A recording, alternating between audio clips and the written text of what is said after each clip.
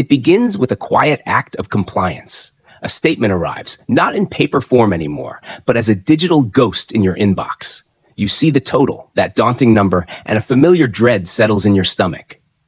But then, your eyes find the relief valve, the minimum payment due. It's a fraction, a manageable sum, a psychological escape hatch from the pressure of the full balance. You click pay, or you authorize the automatic withdrawal. A notification confirms the transaction. You breathe a sigh of relief. Account is current. Crisis averted. But what if that relief is the most expensive emotion you can buy? What if I told you that the most convenient, most reassuring button on your entire financial dashboard, that one labeled minimum payment, is not a lifeline, but a meticulously engineered financial quicksand? That by engaging with it, you are not upholding your end of a responsible bargain, but have instead silently ratified a different contract altogether. A contract whose fine print is written not in legal jargon, but in compounding interest and eroding financial potential. This narrative is not about the catastrophic credit events we all fear, the defaults, the collections, the bankruptcies. No, this is about the slow, sanctioned, and societally approved decay that occurs when you do everything right according to the bank's most basic terms. This is the story of how minimum payments quietly destroy credit scores. Consider the archetypal moment, the dinner, the emergency car repair, the holiday gifts, the series of small, justifiable indulgences that collectively tip the scale. The balance climbs from a transient sum to a persistent resident on your statement. The initial intention to pay it off in full next month dissolves under the weight of other obligations. So, you turn to the minimum. It feels prudent. It is, after all, the amount required to keep your account in good standing. It is the line between current and delinquent. In that act, you experience the lullaby of convenience. This lullaby is a powerful sedative. It whispers that you are responsible, that you are handling it, that you have met your obligation. It allows you to file the debt away mentally, to focus on the pressing demands of the present. The system, after all, rewards this behavior with a positive payment mark on your credit report. You are playing by the rules. But this is the central illusion. You are playing by the bank's rules for their game. A game optimized for perpetual participation, not for your liberation. When you commit to the path of the minimum payment, you unknowingly activate 3 silent mechanisms. I call them the silent destroyers. First, there is the perpetuity engine. The minimum payment is not calculated to help you repay debt. It is calibrated to extend it.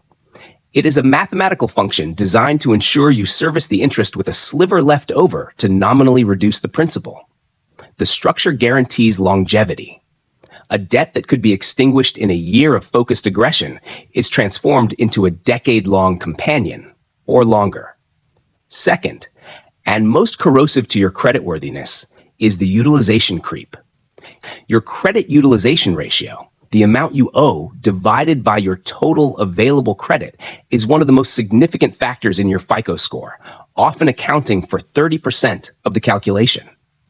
The ideal, from a scoring perspective, is to keep this ratio below 10%, certainly below 30%.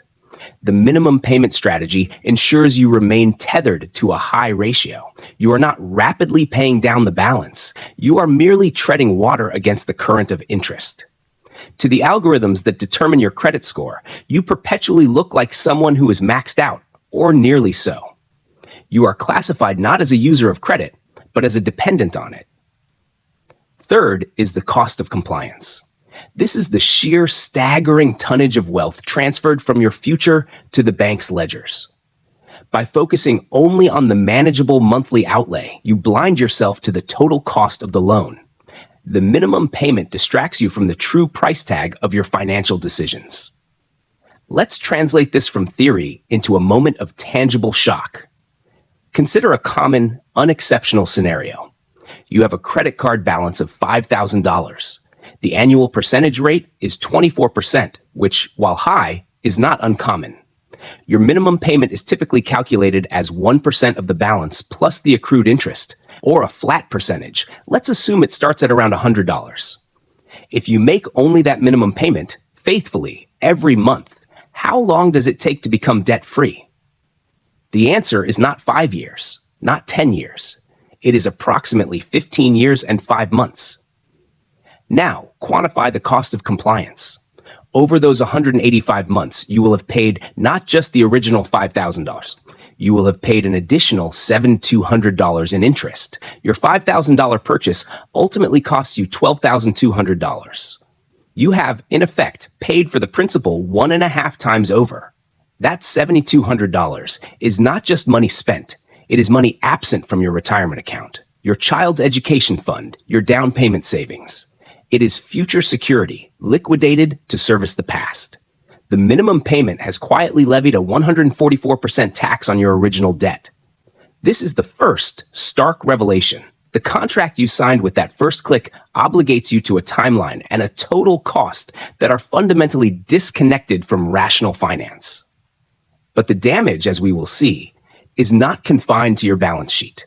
It is etching itself, line by line, month by month, into the digital portrait that dictates your financial opportunities, your credit score. The true insidiousness of the silent contract is that it devastates your present wealth while simultaneously mortgaging your future credibility. And you may not see the warning signs until the gates of opportunity have already begun to close. The monetary hemorrhage is severe enough. Paying nearly twice the original sum for a debt is a profound financial setback. But the true danger of the minimum payment strategy is its dual front assault. While it quietly empties your wallet, it is simultaneously conducting a sophisticated, silent campaign against your financial identity. It is infecting your credit score, not with a sudden, catastrophic fever, but with a slow, chronic, and debilitating condition.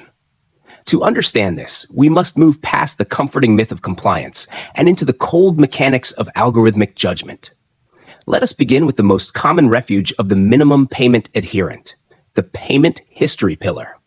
I pay on time every time, the reasoning goes. That's 35% of my FICO score. As long as I meet that minimum, I'm protecting my credit. This is a fundamental and costly misunderstanding. Yes, your payment history is the single largest component. And yes, making that minimum payment on schedule will generate a positive mark, a paid as agreed status. You avoid the scarlet letter of a late payment. But this is where the bank's definition of good standing and the credit algorithm's definition of low risk violently diverge. You are playing for a passing grade in one subject while failing the 3 others that determine your overall class ranking. The positive mark for on-time payment is the baseline expectation, the price of entry. It keeps you from being thrown out of the game entirely, but it does nothing to advance your position within it. In fact, your behavior in the other scoring categories is actively working to undermine that solitary positive. The most immediate and corrosive damage occurs in the realm of credit utilization, which comprises roughly 30% of your score. This is the ratio of your outstanding revolving debt, primarily credit card balances, to your total available credit limits. The scoring models interpret this ratio as a direct gauge of your financial dependence and risk. A ratio above 30% starts to trigger concern. A ratio consistently above 50% marks you as highly leveraged. A ratio near your limit is a glaring red alert. The minimum payment strategy ensnares you in a state of persistent high utilization. Because you are only making token reductions to the principal, your balance remains stubbornly high month after month, year after year. Let's return to our $5,000 example. If that is your only card with a $5,000 limit, your utilization is a catastrophic 100%. If you have other cards with a combined $15,000 in limits, your total utilization sits at 25%. Better, but still in the caution zone. The critical point is this: the number does not meaningfully improve. You are stuck. To the algorithm, you present a static picture of someone perpetually near their borrowing capacity. You are not demonstrating your ability to manage and retire debt. You are demonstrating your need to perpetually service it.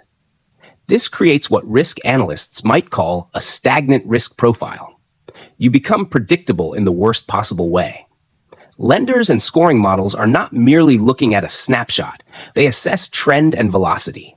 A one-time spike in utilization due to an emergency, followed by a rapid paydown, tells a story of temporary distress and recovery.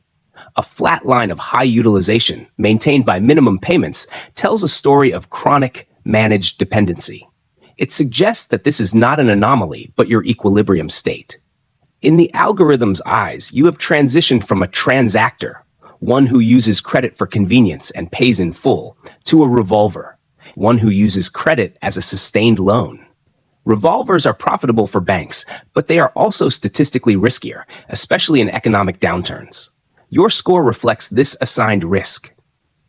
The infection then spreads to a related, though often overlooked, metric, your debt-to-income ratio, DTI.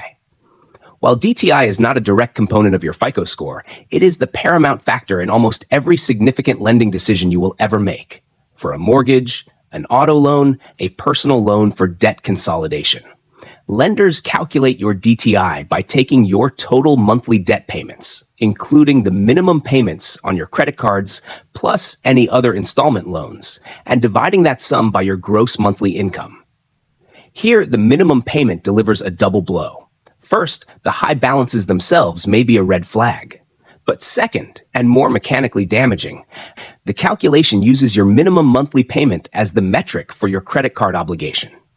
If you are making minimum payments on multiple cards, those seemingly small sums, $35, $50, $75, aggregate into a significant monthly debt burden. This inflated DTI can single-handedly disqualify you from the very loans you might seek to improve your situation. You become trapped. Your high utilization cards damage your score. And the cumulative minimum payments from those cards destroy your debt-to-income ratio, barring the door to consolidation or refinancing options. It is a perfect, self-reinforcing prison. To illustrate this divergence, let's profile two individuals, Alex and Ben. Both start with a credit score of 720 and a $5,000 balance on a card with a $5,000 limit. Alex adopts the minimum payment strategy. He pays $100 this month, $99 next month, and so on. He is never late. After 12 months, his balance has decreased to about $4,400. His utilization has barely moved from 100% to 88%. His credit score, influenced by the persistent high utilization and stagnant profile, has not improved. It has likely dropped into the high 600s. He is now in the fair credit band, facing higher interest rates on any new credit. Ben, after the same 12 months, has committed to a fixed, aggressive payment of $300 per month. He is also never late. His balance plummets to $1,800. His utilization rockets down from 100% to 36%. The scoring algorithms see velocity and control. His score likely climbs into the mid-750s, placing him in the very good or excellent range. Both men paid on time. Both met their obligations. But the credit reporting system and the algorithms that interpret it render two utterly different judgments. Alex is being quietly groomed for a lifetime of subprime borrowing costs. Ben is being prepared for preferential access and prime rates. The minimum payment, therefore, is not a neutral act. It is an active choice to accept a narrative of financial stasis. A narrative that the most important algorithms in your financial life will believe, internalize, and punish. The infection is not a symptom of failure. It is the outcome of a chosen and ultimately debilitating strategy. Thus far, we have examined the consequences from the debtor's perspective, the financial cost, the credit score damage. But to fully grasp the insidious nature of the minimum payment trap, we must shift our vantage point. We must view it from the other side of the ledger. This is not merely a story of personal financial mismanagement. It is a story of sophisticated system design where individual behavior is anticipated, encouraged, and monetized. The minimum payment is not an accident of banking. It is a feature. Let us consider the perspective of the financial institution. From their vantage point, credit card customers are segmented into distinct profiles, each with a calculated lifetime value. There is the transactor, who pays their balance in full each month. This customer is problematic for profitability, They enjoy grace periods and pay no interest, generating revenue only from merchant fees. Then there is the revolver, who carries a balance. This is the ideal customer for the credit division's bottom line. And within the revolver category, there exists a particularly valuable subclass, the minimum payment revolver. To the bank's internal analytics, this customer represents a near-perfect asset. They represent a low default risk, high yield revenue stream. Why? Because by making the minimum payment, they have demonstrated a willingness and an ability to service the debt perpetually. They are engaged in the system. They are responsive to statements. They are avoiding delinquency, which triggers costly collections procedures and regulatory scrutiny. They are, in essence, a dependable annuity. The bank's algorithms have identified them not as someone to help escape debt, but as someone to keep sustainably indebted. The relationship is not structured as a short-term loan. It is structured as a long-term, high-interest revenue subscription. This reality shatters the common perception of credit as a neutral tool. The tool has a preferred user manual, written by its maker. When you only make minimum payments, you are following that preferred manual to the letter. You are fulfilling the role assigned to you in the bank's most profitable business model. This system creates what behavioral economists would call a broken feedback loop. In any functional learning system, pain or negative consequences trigger corrective action. Touch a hot stove, you feel instant pain.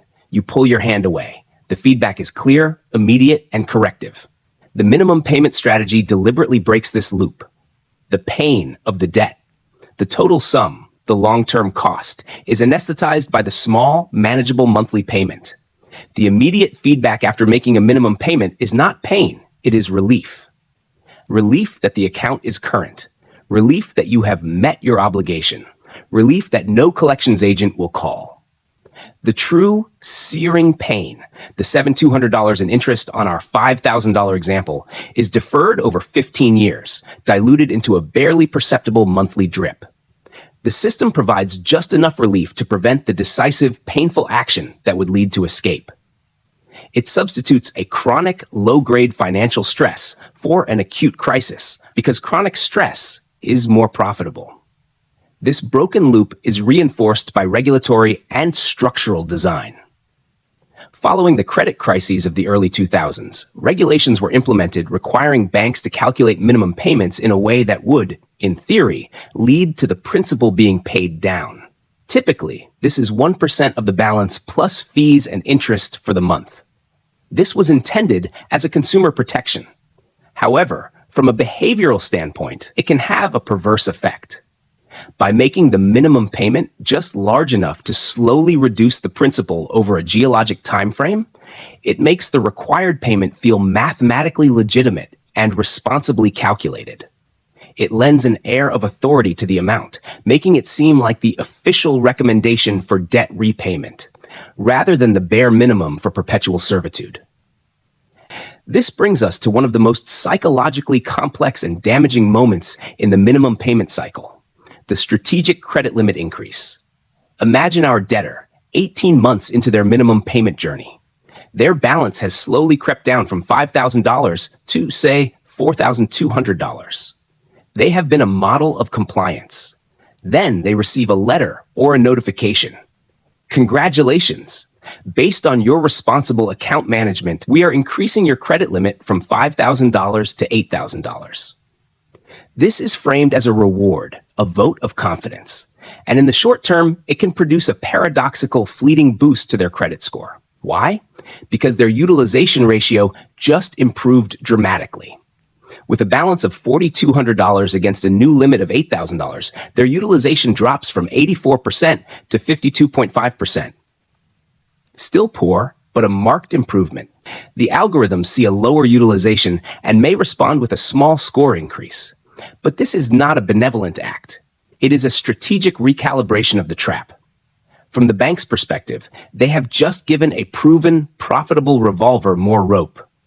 The immediate score boost is a dopamine hit, reinforcing the feeling that their strategy is working.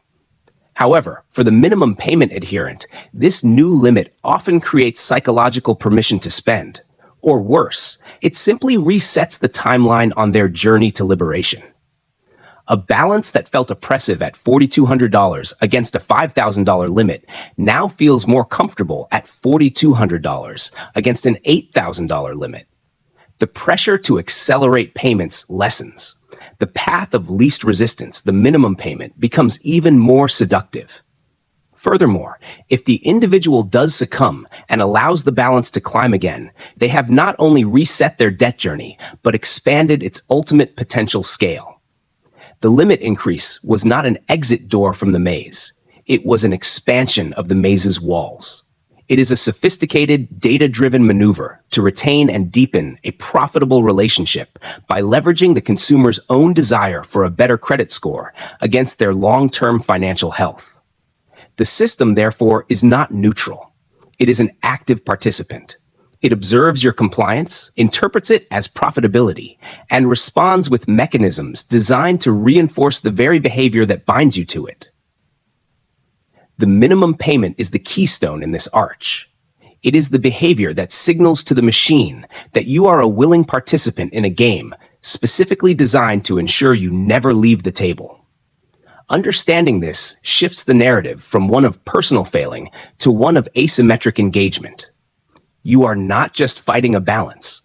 You are navigating an environment engineered to make the most profitable path for the institution feel like the safest path for you. Recognizing the trap is the first critical step. Understanding the system's design is the second. But knowledge alone is not power. It is merely potential energy. The power is only realized in the moment of decisive, consistent action.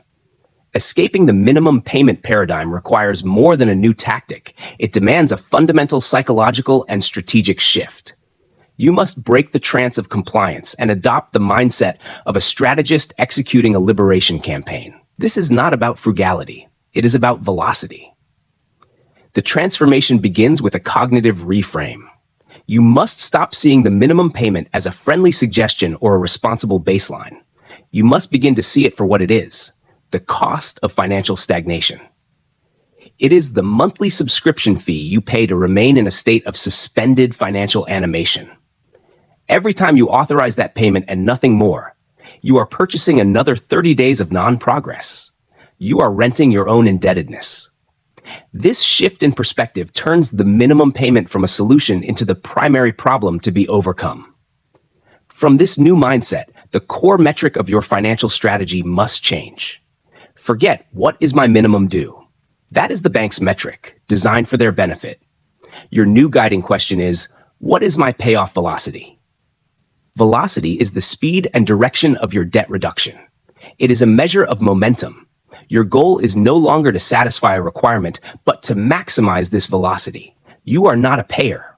You are an accelerator. This single conceptual shift dismantles the broken feedback loop and replaces it with a new one: the rewarding feedback of visible, accelerating progress. With this framework established, we move to actionable, psychologically informed tactics. These are not generic tips, but strategic choices designed to hack your own behavior and the scoring algorithm simultaneously. Tactic 1, the rule of one, the power of concentrated force. The debt snowball method is popular for a profound psychological reason. It provides tangible victories. Apply this with strategic intent. List your credit card debts not necessarily by interest rate, but by balance. Focus all extra cash, every spare dollar beyond necessities, on the card with the smallest balance while maintaining minimums on the others. The goal is to achieve a zero balance on that one account as fast as possible. Why? The psychological win is immense, fueling further discipline. But strategically, it also accomplishes something critical for your credit score. It removes one entire account from your utilization calculation. You go from 4 cards with balances to 3. This improves your number of accounts with balances, a subtle but real factor in scoring models.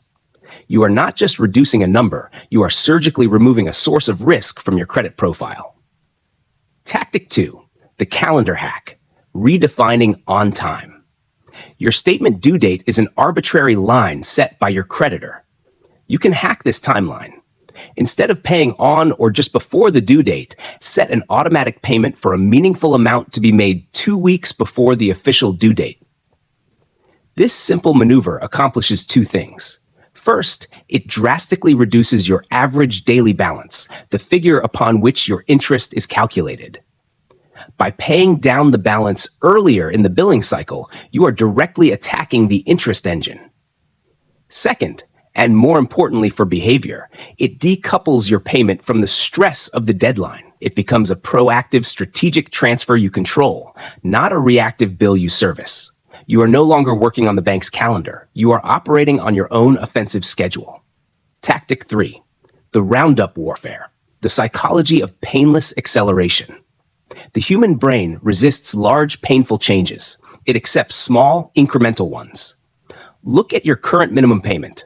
If it is $87, your commitment is to never pay $87 again. The new rule is you must round up to the nearest psychologically significant threshold. $100, $120, $150. The amount must feel just slightly uncomfortable, but not prohibitive. This X13, $33, or $63 is pure velocity. It attacks the principal directly. When the next statement arrives, round up again from the new minimum. This creates a gentle upward ratchet effect on your payment amount. Over a year, these seemingly insignificant roundups can shave months, even years off your debt timeline and thousands of dollars off your interest cost. It is stealth warfare against the perpetuity engine. Tactic 4. The windfall protocol. Pre-committing future surprises. Tax refunds, bonuses, gifts, side income. These are the Trojan horses of debt repayment. Without a protocol, they get absorbed into daily living, leaving no trace. The rule must be established in advance. 80% of any windfall goes directly to debt velocity. The remaining 20% is for immediate reward or savings. This is non-negotiable. By pre-committing, you remove the emotional decision in the moment of temptation. You transform a windfall from a consumption event into a strategic inflection point that dramatically increases your payoff velocity, providing a massive motivational surge as you see a balance plummet overnight. A necessary honesty on consolidation and balance transfers. These tools are often presented as silver bullets. They are not. They are tactical weapons that require strategic discipline to wield effectively. A balance transfer to a 0% APR card or a debt consolidation loan can be a powerful velocity booster. It can pause the interest engine, allowing 100% of your payments to attack the principal. However, this is a critical danger point. If you transfer a balance and then revert to minimum payment habits on the new instrument, you have achieved nothing but a temporary respite. You have simply moved the furniture in your prison cell. When the 0% period ends, or the consolidation loan's payment feels burdensome, you risk falling back into the same trap, often with fewer options. These tools are only effective if used within the new velocity mindset. They are a scalpel to excise interest, not a band-aid to cover financial habits. This leads to the final clarifying calculation, the breakthrough number. To make the abstract concrete, perform this exercise now. Take your total credit card debt. Multiply it by your annual percentage rate, APR. Divide that number by 12. The result is your approximate monthly interest charge. For example, $10,000 debt at 24% APR. $10,000 x 0.24 equals $2,400 in annual interest. $2,400 first 12 equals $200 per month in interest. This is your breakthrough number. If your total minimum payments across all cards are close to or less than this figure, you are not even covering the cost of your debt's existence each month. You are falling further behind in real terms. Therefore, your first strategic target is to ensure your total monthly payments exceed this number. Only then are you truly engaging the principal. Only then have you begun to generate velocity. Seeing this number makes the war tangible. It is no longer about a vague debt. It is about defeating a specific quantifiable enemy, the monthly interest levy. This is the mathematical line between stagnation and escape. Crossing it is the first true act of the comeback. The journey from being a passive subject of a financial system to becoming its active strategist is a transformation of identity. You are no longer a debtor defined by what you owe. You are not even a payer. defined by your obligations. You have become an allocator of capital. This is the essence of the comeback. The deliberate, confident redirection of your economic resources from servicing the past to building the future. The final phase is not merely about reaching zero. It is about constructing a new, resilient financial architecture where the lessons of the past become the foundations of permanent security. Once the momentum of your velocity shift takes hold, you will witness the mechanics of credit rehabilitation. It is crucial to understand this timeline, not for instant gratification, but for strategic patience. The initial rebound can be swift. When you make a large payment that dramatically lowers your credit utilization, say paying down a card from 80% 20%, the scoring algorithms can respond within 1 to 3 billing cycles. This is because utilization has no memory in most common scoring models. It is a snapshot. Improve the snapshot, and you improve the score. This quick win is a powerful reinforcement of your new behavior. The full healing, however, takes disciplined time. Factors like your average age of accounts and credit mix are slow-moving. Closing old accounts after paying them off can hurt the average age. Sometimes it is strategically wiser to leave a zero-balance account open but unused. The mix of credit types, installment loans versus revolving credit, will rebalance naturally as your profile changes. The key is to recognize that the score is catching up to the new reality you are creating. Your primary focus must remain on the foundational behavior, maximizing velocity until the debt is gone. The score will follow. With liberation achieved, you face a critical juncture, the relationship with credit itself. The goal is not to flee from credit in fear, but to master its use with cold strategic intent. This is the construction of your financial immunity. The protocol is simple but absolute. The full balance autopay mandate. Any credit card you choose to keep must be linked to an automatic payment from your checking account for the full statement balance every month. The pre-budgeted purchase rule. The card is no longer a lending instrument. It is a payment tool. You only place charges on it for expenses already accounted for in your monthly budget: groceries, fuel, utilities. You are effectively using it as a debit card that offers purchase protection and rewards. The emergency fund bastion. Before, an emergency meant reaching for credit. Now, it means accessing your own capital. The final non-negotiable step in the comeback protocol is to build a liquid savings fund that covers 3 to 6 months of essential expenses. This fund is your ultimate psychological and financial break from the minimum payment trap. It ensures that a financial shock does not send you back into the cycle. This brings us to the ultimate empowering revelation. Your credit score is not a moral judgment. It is not a report card on your character. It is a dynamic risk premium calculated by an algorithm. It is the price tag a financial institution places on the perceived risk of lending to you. For years, by adhering to the minimum payment contract, you allowed that algorithm to assign you a high-risk premium, a costly price tag. By breaking the contract, by shifting your velocity, you have not just changed a number. You have forcibly entered the data inputs that the algorithm uses. You are communicating a new risk profile. You are negotiating your own terms. You are demonstrating control, foresight, and stability. You are removing the expensive price tag and replacing it with one of your own design. This is the true power you reclaim, the power to dictate the narrative of your financial life. Your story is no longer written by statements, minimums, and algorithms reacting to your compliance. It is written by your choices, the choice between stagnation and velocity, between being a source of revenue and being an allocator of capital. This journey from silent destruction to loud comeback is what we document and champion at Credit Comeback Stories. We move beyond simplistic tips to deconstruct the systems and showcase the tangible turnarounds. If you are ready to write your next chapter, to move from understanding to action, your community awaits. Subscribe to our YouTube channel, Credit Comeback Stories. Together, we explore the advanced strategies, how to strategically negotiate settled debts, the legal leverage points within the Fair Credit Reporting Act, the structures behind debt validation, and the psychology of rebuilding lender trust. We analyze real case studies, from navigating charge-offs to strategically securing a mortgage after a short sale.